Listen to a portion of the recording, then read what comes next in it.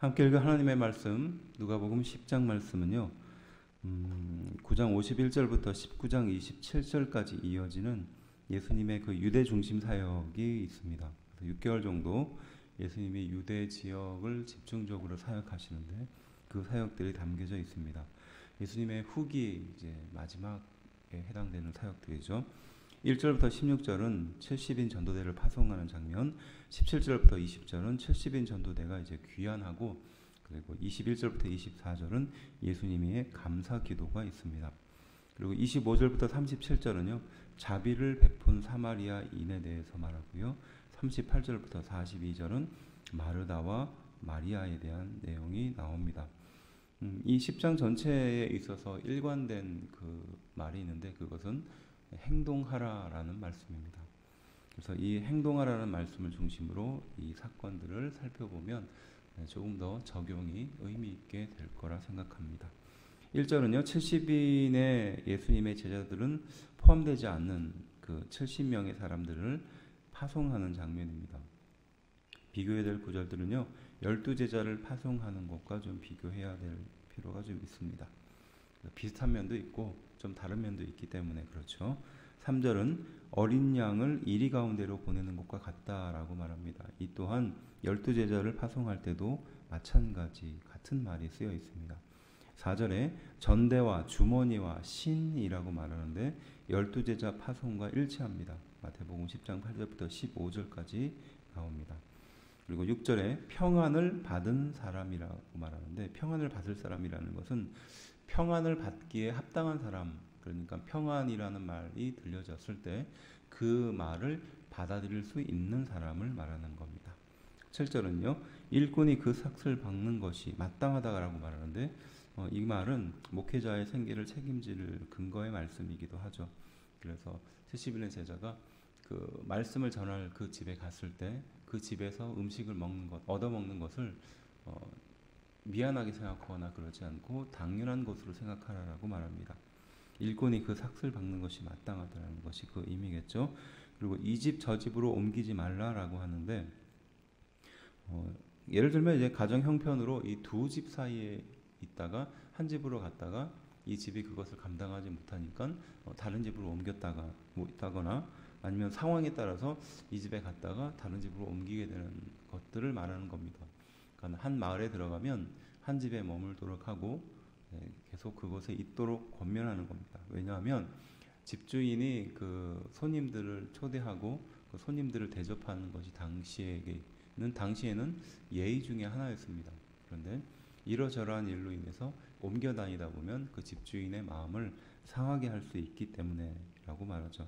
그래서 복음을 전하는데 그렇게 별로 중요하게 보이지 않는 것까지도 좀 신경을 써야 한다라고 말씀하는 거죠.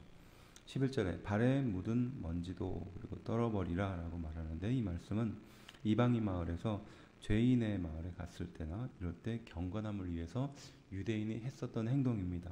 또한 하나님의 말씀을 전했음에도 그들이 듣지 않았을 때 그곳에 임박할 심판이 있을 때 바로 그곳에 먼지를 털어버린다라는 의미도 동시에 사용됐습니다. 13절에 고라시는요. 예수님이 기적을 많이 베풀었으나 오히려 예수님을 배척한 도시였죠. 벳세다도 마찬가지였습니다. 분봉왕 빌립이 확장했었던 도시였는데 황제의 딸의 이름을 기억해서 벳세다 줄리아스라고 불렀습니다.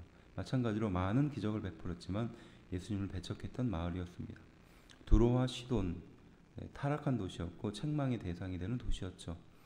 그리고 베옷을 입고 제에 앉아라고 말하는데 당시 장례식이나 비통함이 있었을 때 국가적인 재난이나 어려움이 있을 때 이 행동을 했습니다. 완악한 상태를 보여주는 행동을 한 것이죠. 15절에 가버나움이라고 말하는데 이 또한 갈릴리 북쪽 해변 도시인데 갈릴리 전도가 사실 이 가버나움을 중심으로 이루어졌다고 해도 과언이 아닌데 그럼에도 예수님의 많은 기적을 목격했음에도 복음을 거부했었던 도시였습니다. 대표적으로 고라신, 벳세다, 그리고 두로와 시돈, 가버나움 이 도시들이 그러한 도시들이었다라고 말하는 겁니다. 18절 사단이 번개같이 떨어지는 것은 이사야 14장 4절부터 20절까지의 말씀을 인용하는 것입니다.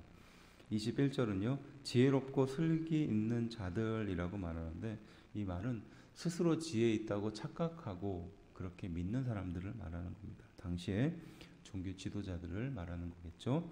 그 다음에 22절에 아버지의 의에는 이라고 하는 구절은요. 성자 예수님에 대한 것을 아는 분은 오직 하나님밖에 없다라고 말하는 겁니다.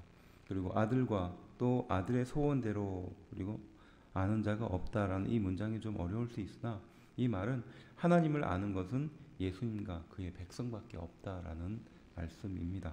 27절은요. 내 마음을 다하여 사랑하라 라고 말하는데 이 말은 하나님을 사랑하고 내 이웃을 내 몸과 같이 사랑하라는 말씀이죠. 구약과 신약의 말씀의 핵심입니다.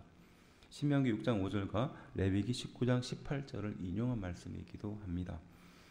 28절은요. 이를 행하라 그리하면 살리라 라고 말합니다. 10장의 핵심 문장입니다. 행하지 않는 율법사의 위선을 지적하고 있는 내용이죠. 30절 말씀은 예루살렘에서 여리고까지라고 하는데 35km 정도 거리입니다. 굴곡이 심하고 강도가 많았다고 합니다. 그래서 그 당시의 상황을 환경을 비유해서 말씀하신 거죠.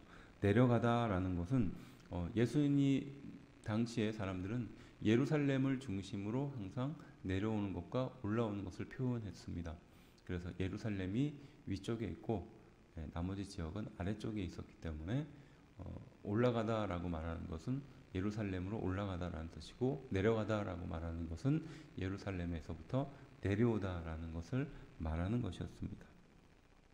31절 제사장이 피하여 지나갔습니다. 제사를 끝내고 내려가는 길이었다라고 추측할 수 있죠. 피하여서 지나갔으니까요. 그런데 동족과 어려움을 당한 자를 돌봐야 할 의무를 저버렸던 그 제사장의 행동을 말하는 겁니다. 그래서 제사장이니까 당연히 부정한 것을 만져서는 안 되겠죠.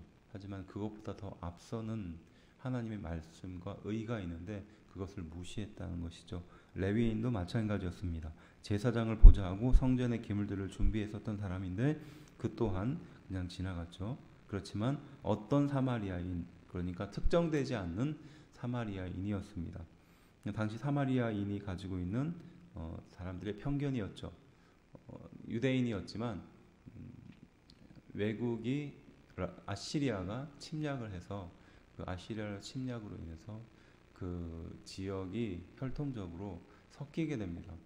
그리고 정교적으로도 굉장히 많은 실수를 저지릅니다. 하나님을 믿지 않고 결국 이 아시리아라는 나라가 당시에 강제적으로 나라를 병합하고 그들의 피를 흐리게 만들었던 그 지역을 말하는데 사마리아 사람이 바로 그 사람들이었어요.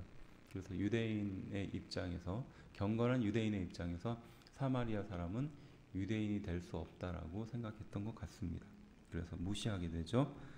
네, 34절에 기름과 포도주라고 말하는데 기름은 방부제고요. 포도주는 살균제입니다. 37절에 자비를 베푼 자니이다 라고 말합니다. 사마리아인이라고 대답하지 않았죠. 그러니까 누가 친절을 베풀었던 사람이냐라고 물었으면 당연히 사마리아인입니다 라고 대답해야 할 일을 이 사람은 껄끄럽기 때문에 완곡하게 자비를 베푼 사람입니다 라고 대답했다는 겁니다. 이것만 봐도 사마리아인에 대해서 유대인이 가지고 있었던 감정을 읽을 수 있어요. 38절은요. 한 마을이라고 말하는데 여기는 베다니를 말합니다. 마르다가 첫째였고 나사로가 둘째, 그 다음에 마리아가 셋째, 막내였다라고 볼 수 있습니다. 왜냐하면 당시 연장자를 항상 먼저 언급했거든요. 그리고 실질적인 가정이 마르다였다라고 볼 수 있습니다. 우리가 참고로 베다니에서 등장하는 이 마리아, 그러니까 마르다의 막내 동상이었던 이 마리아를 생각할 수 있죠. 그리고 이와 다른 막달라 지역에 살고 있는 마리아도 있습니다. 그래서 이 두 명의 인물이 좀 이렇게 헷갈릴 수 있어요. 그런데 오해하기 쉬운 구절이 예수님께 향유 옥합을 깨트려 드렸던 사람은 이 지금 여기에 등장하는 베다니의 마리아라고 볼 수 있고요. 막달라의 마리아는 예수님께 향유 옥합을 깨트려 드렸던 사건으로 볼 수 없습니다. 그래서 물론 이 성경을 읽다 보면 이 두 명의 인물의 행동이 좀 이렇게 중첩되는 경향이 있어요. 그래서 이런 오해가 생긴 것 같고요. 또 과거에 막달라 마리아에 대해서 막달라 마리아의 신분이 무엇이었냐? 네, 그래서 거기에 연유해서 찾아가다 보니까 이 막달라 마리아도 예수님께 향유 옥합을 깨뜨렸던 사람으로 이렇게 오해하는 경향이 있어요. 물론 성경에 등장하는 이 향유 옥합의 사건은요, 크게 두 가지 사건으로 볼 수 있습니다. 그러니까 한 사건을 다 기록한 것이 아니라 다른 사람이 이 향유 옥합을 또 한 번 깨뜨렸다라고 보거든요. 죄가 많은 한 여자가 예수님께 향유 옥합을 깨뜨리는 장면이 등장하고요. 그리고 그것은 예수님의 사역이 한참 진행되었을 그때였습니다. 그리고 예수님이 십자가에 달려 돌아가시기 직전에 그 향유 옥합을 깨뜨린 사건과는 시기와도 또 지역적으로도 좀 맞지 않죠. 그래서 두 번째에 해당하는 이 사건은 전반적으로 이 베다니에 살고 있는 마리아가 했었던 것으로 알고 있습니다. 그리고 40절은요, 분주한지라라고 말합니다. 이 분주하다라는 말은 주의력이 산만해졌다라는 것을 말합니다. 그러니까 마르다의 상태를 말하는 거죠. 그다음에 41절, 염려하고 근심하라라고 말하는데 헌신적인 봉사가 잘못된 것이 아니라 그 마르다의 마음가짐이 문제가 있다라는 말씀입니다.